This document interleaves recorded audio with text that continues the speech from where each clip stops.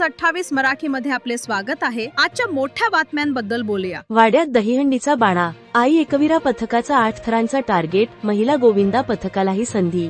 दहीहंडीचा सण जवळ आला आणि वाडा शहरात गोविंदा पथकांचा जोश वाढला आहे। गेल्या 18 वर्षांपासून नाव कमावणाऱ्या आई एकवीरा गोविंदा पथकाने यंदा 19व्या वर्षात पदार्पण करत गुरुपौर्णिमेपासूनच सरावाला सुरुवात केली आहे। वाडा शहरातील गुडलक मैदानामध्ये आई एकवीरा गोविंदा पथक वाडाकडून सरावाला सुरुवात। गेल्या 18 वर्षांच्या अनुभवातून यावर्षीही सरावाच्या पहिल्याच दिवशी 5 थर यशस्वीरित्या लावण्यात आले।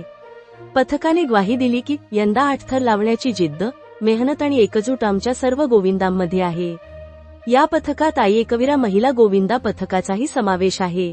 महिला गोविंदा पथकाचा सराव 13 ऑगस्ट 2026 पासून सुरू होणार आहे। इच्छुक महिलांनी आई एकवीरा महिला गोविंदा पथकात सामील व्हावे असे आवाहन पथकाकडून करण्यात आले आहे। वाड्याची दहीहंडी म्हणजे एकता आणि शक्तीचा प्रतीक। यंदा आई एकवीरा पथक 8 थर फोडून विक्रम करणार का, हे पाहणे औत्सुक्याचे ठरणार आहे।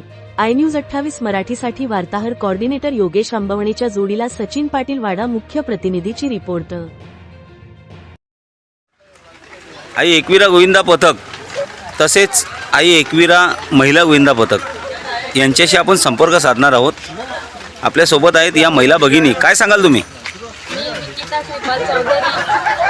आई एकवीरा महिला गोविंदा पथक आम्ही मागील 4-5 वर्षांपासून एकत्र येऊन हा महिला पथक आम्ही स्थापन केला आणि पुढेही 13 ऑगस्टपासून प्रॅक्टिसला सुरुवात करणार आहोत।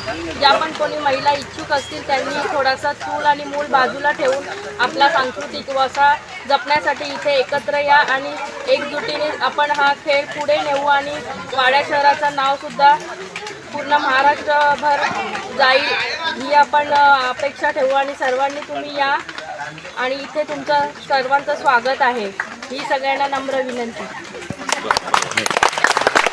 आई एकवीरा गोविंदा पथक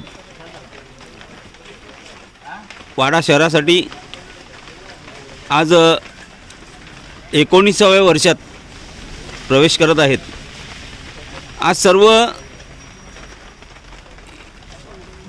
महिला भगिनी आणि तसेच सर्व बंधू आपल्या सोबत आहेत।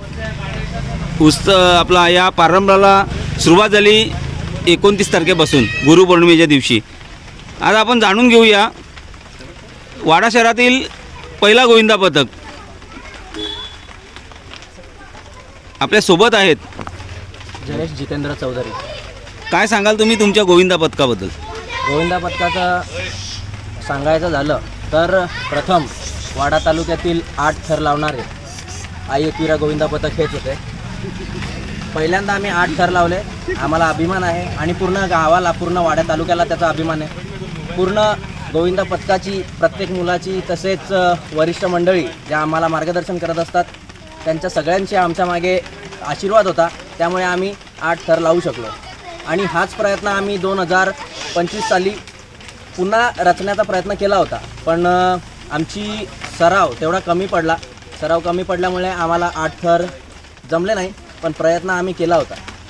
2026 आमचं लक्ष हेच आहे की आम्ही एकदा 8 थर लावून उतरवले, पण 2026मध्ये आम्हाला जिथे जाऊ तिथे 8 थर लावून उतरवायचेच आहेत। आणि आई एकवीरा गोविंदा पथकाचं नाव जसं वाडा तालुक्यात आहे तसं पालघर जिल्ह्यात आणि महाराष्ट्रामध्ये आम्हाला उंचवायचं आहे।